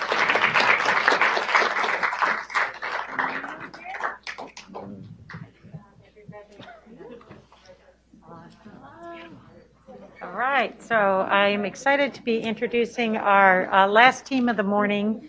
And again, just as a reminder, could the fellows stay in the room after your presentation is finished? And after these guys are done, we have another project from Eagle who are working on a different topic, and they'll get started here after Fatima works her magic. Excellent. Okay. You can either control through here or through these arrows forward and advance. Thank you. Cool. Hi, everyone. Thank you for having us. We're excited to tell you a little bit more about our project, which was Advancing Michigan's Water Conservation and Efficiency Efforts, with a specific focus on climate, energy, and water infrastructure. We were partnered with Eagle, as well as Team 5 was, but more specifically with the Office of the Great Lakes, which is charged with water conservation, protection and restoration, water levels and use, water quality monitoring, as well as coastal resources and management. That was what I just said. So our fellows team, if you don't know us by now, consisted of Jeffrey Manure, myself, Alex Kalenda. We have Aaron Cohen, Christina Curtis, and Tyler Orcutt. Unfortunately, only two of us could be here today. Our UM advisor is Dr. Jennifer Reed, who we're happy to have here with us, the Water Center Director at the Graham Sustainability Institute. So as I mentioned, we were partnered with Eagle, which protects Michigan's environment / public health by managing air, water, land, and energy resources. We were more specifically partnered with the Water Use Advisory Council through the Office of the Great Lakes. And the Water Use Advisory Council regulates Michigan's water use program, including something called the Great Lakes Compact. So the state of Michigan, for some background information, has policies and programs that address address climate, energy, and water that also help to achieve Michigan's water conservation and efficiency goals. And this is all established under something called the Great Lakes St. Lawrence River Basin Water Resources Compact that is signed by Michigan as well as all of the other Great Lakes states. And so what we came up with working with the Water Conservation and Efficiency Committee, we came up with two main tasks for us for our project. The first one being to assess Michigan's current climate, energy, sustainability, and water infrastructure policies and programs in order to identify specific policies and programs not already reported that do fulfill Michigan's compact obligations. And then on top of that, we were also charged with reviewing the 5-year compact program reviews for those other Great Lakes states as well as water-rich states in order to identify any exemplar innovative water conservation and efficiency programs that Michigan could adopt and utilize to improve their own programming. So our research objectives were accomplished by conducting a thorough literature review and interviewing in other states who work with their water conservation and efficiency programs. And just for sake of time, I'm going to abbreviate water conservation and efficiency to WCE, as it is a mouthful. We began by reviewing programs related to WCE, climate, energy, water infrastructure, and sustainability in Michigan to identify programs that contribute to the goals under the compact. We then worked with our client, Emily Fennell, at Eagle to identify and interview personnel from select departments within Michigan in order to augment and clarify the results that we got from that literature review. Following our review of Michigan's programs, we expanded our research to look at water-related programs in other Great Lakes states, as well as 4 selected water-rich states across the country. And then using the results from that literature review, as well as the interviews that we conducted, we identified several areas where further programmatic development could strengthen Michigan's implementation of the compact. Hopefully you can see that. I'm sorry, it's a little bit small. But as I mentioned, we analyzed other water-rich states beyond those Great Lakes states. And so we came up with Florida, Louisiana, Colorado, and Missouri that may help to meet needs of that we identified in our research of Michigan's programs and any gaps in those programs. We used the following matrix to determine states with similarities to Michigan's water use and policy landscape. So in order to develop the landscape, we assessed states based on their freshwater resources, their water use, demographics, and geography. So states with similar freshwater resources and water use as Michigan were actually identified using data from the U.S. Geological Survey. States with similar demographics to Michigan were identified using the Election State Similarity Index. And then finally, states bordering or near bordering Michigan were identified as geographically similar to Michigan. So as I mentioned, in parallel with the literature review, we conducted interviews with a number of personnel from Michigan's quality of life agencies who work with water conservation and efficiency programs, as well as other programs, climate change, energy, that contribute to the state's commitments under the compact. We asked the following questions to Michigan agency personnel. I won't read off all of them, but one that we got a great deal of input from included bullet 2. What challenges or issues has your unit faced implementing water conservation? How are you overcoming these challenges? I think we gained a lot of insight from that question. And then here are some of the questions that we asked for our other states, as well as we actually had an opportunity to talk with an individual over at the US EPA too. So one of the sample questions here I'll mention, bullet point 3, are there any conservation initiatives that your state promotes that you think could be beneficial to other states? Really helped us to gain insight. And this is just a small sample of many, many questions that we asked these different people. With that, I'm gonna turn it over to Aaron. Yes, so I'm going to go over some of the key points. After synthesizing the information gleaned through the interviews and a literature review, we identified 8 categories where there are promising opportunities for Michigan to explore how to expand WCE under 3 broad headings: public engagement, data and technology, funding and infrastructure. Starting with public and industry engagement, Michigan has conducted relatively little outreach to the general public about the importance of water conservation when compared to the efforts expended in other states. A high level of public engagement by the state can have a profound impact on general opinion and support for WCE and for municipal and other public water conservation and infrastructure investment. Moving on to the next bullet, multiple Michigan statutes call for the formation of a local water use groups to enable the discussion of watershed issues among different communities. However, to date, no water groups have been created in the entire state of Michigan, and this is a big issue. This is increased support from EGLE as a big opportunity in this area. We're going to talk a bit more on data and technology later on in the presentation, but a quick note is that the literature in our interviews indicated there are a lot of opportunities for improving both the implementation of innovative water conservation technology and information sharing between scientists and government agencies.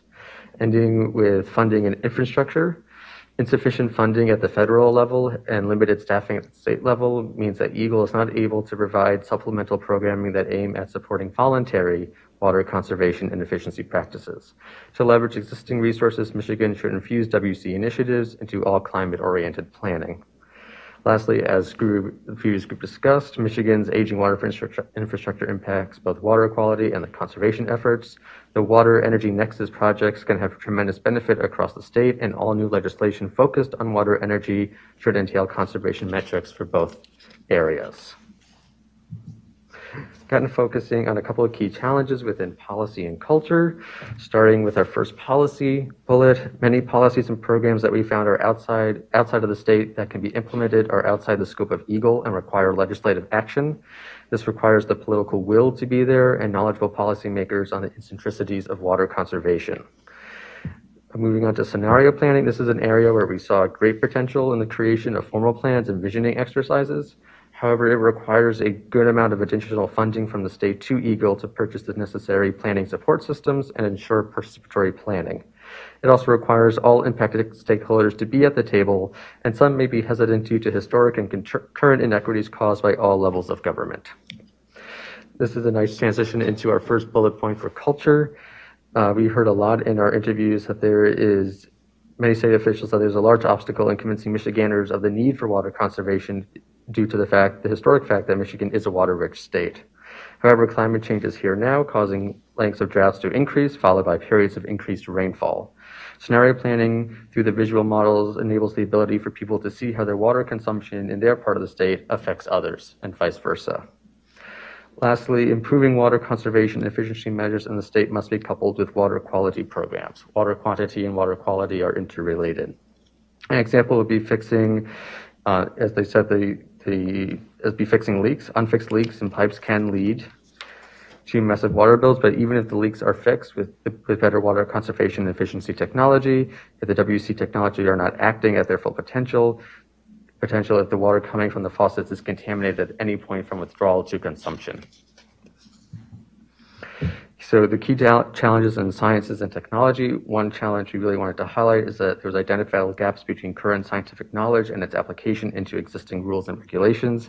It can take years or even decades to incorporate new science into policy. In order to increase the accuracy of hydraulic and environmental impacts, models, more precise water usage data is required, such as metering, and lowering the threshold for reporting water withdrawals.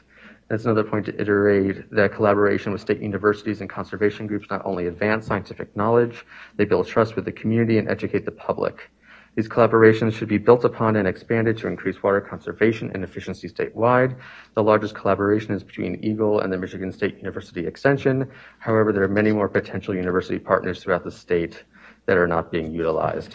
And we just have our acknowledgments. We just like to thank Emily Fennell, our client. A big thank you to Elizabeth Laporte, Margaret Woolridge, and Esther Wu.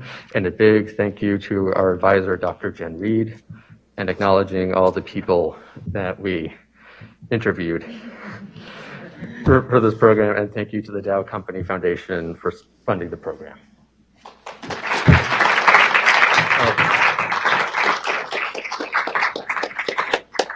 Questions for our last presenter?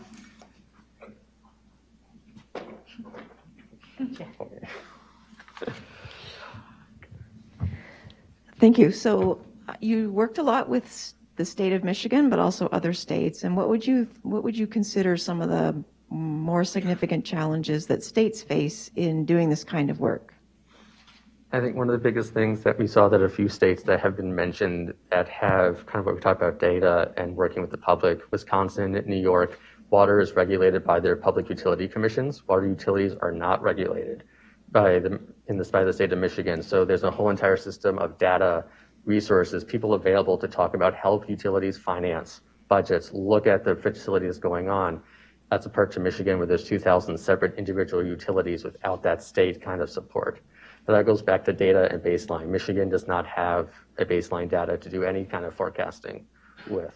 So just having that state infrastructure already there to help with data, that is a big, big way to go forward.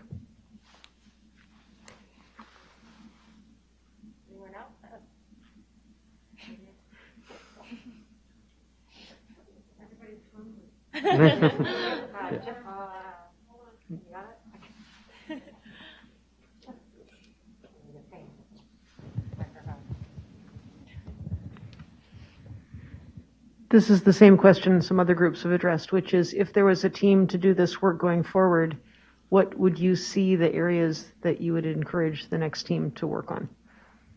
So one big thing is to make sure that there's a lot of challenges. So one is the water user groups. I can't fully speak to what's been going on behind the scenes, but no single group, this group has been able to be formed since the Great Lakes passing, since 2008 or 9 and 10. And since now, no single water user group has been formed in the entirety of the state, which is different than other states in the Great Lakes and outside of Michigan. So a group working with public health, science to understand water basins, they reach past communities, public policy, urban planning, can help to actually form these communities. I think it is also a big thing, as we talked about, there's a lot that we learned that's outside of EGLE's scope that requires legislative action. It's much more legislative, but there's a big movement to talk about policy and scenario planning. We saw very different versions of future and scenario planning from Colorado, Illinois, and Pennsylvania that could be incorporated that involve planning support systems, knowledge of hydraulics, environment, policy, boundaries. That'd be really interesting to go through, and that's something that EGLE would not get. They would have to do a consultant anyway to get the proper person to do that. I think one of the benefits of this project, I mean, a benefit and a curse is it was so broad in scope that there's so many different ways that it truly could go. And I think Aaron just mentioned like a couple, but there are infinite, I think, possibilities for that. I think the work is, I don't want to say endless because that doesn't feel optimistic, but there are certainly many.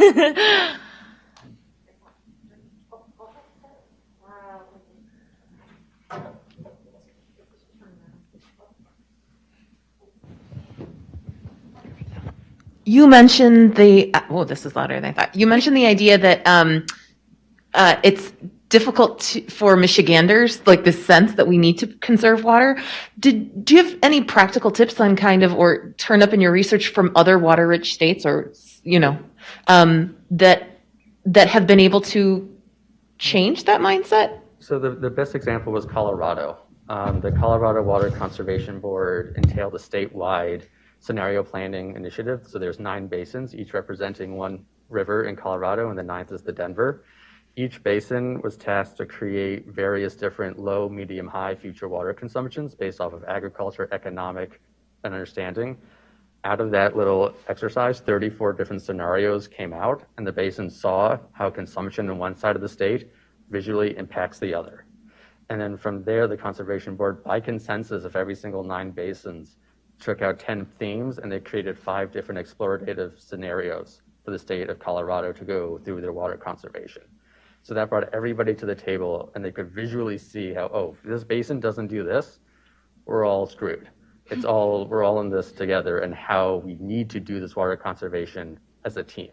And it led to a consensus agreement by all 9 basins on the strategy to go through, which I think is pretty impressive.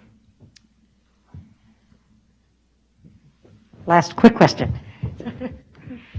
Just to follow on to that, did you see then how that translated into public outreach? Because you said that was one of the areas where EGLE just doesn't have the resources to do like a public awareness campaign on voluntarily conserving water.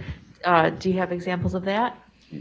Colorado, again, they were very open that they're also lacking, but they were very open with us on that we are struggling to not just get out there, but we're struggling just to get out there in English, that we need to get out there in every language, in every way as possible.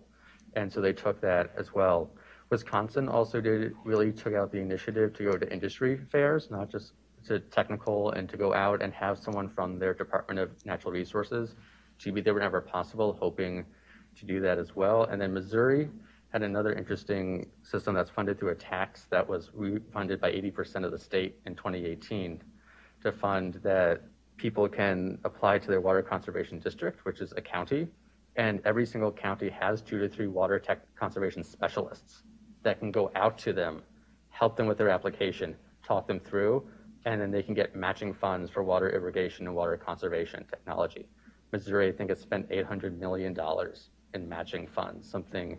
It was big. Don't quote me on that. It was big, but like that was like a big public outreach. Was they have 2 people for each county just helping people with the applications in water conservation and efficiency. And the most notable thing is they tied water and soil together. It was water and soil conservation, which is something that no other state did.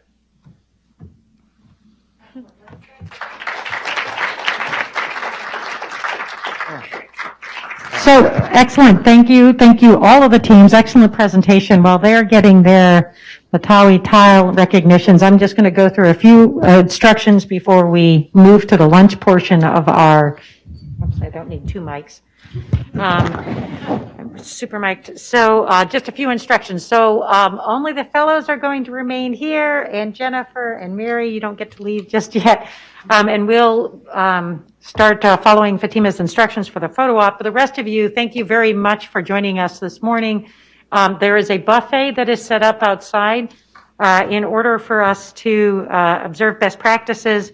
The catering services will load your plate for you, and then we have the Great Lakes room reserved for us right down the hall. So, and when you go to seat yourself for lunch, again, please try and we've set the tables so please to have, I think, a maximum of 5 people at a table. So please don't bring chairs together. Sorry about that. So again, space yourselves out. Again, if you are not actively eating or drinking, please keep your mask on as we observe the rules for the University of Michigan. And again, please plan on staying through the lunch portion because we do have some more exciting agenda items in addition to eating that we're going to be sharing with you over lunch. So again, thank you all. Thank all the clients. Thank you, Dow. Thank you to all the advisors and teams for all the great work that you have done today. And we look forward to having this event again next year, but again, don't run off. We're going to have lunch. Thank you very much.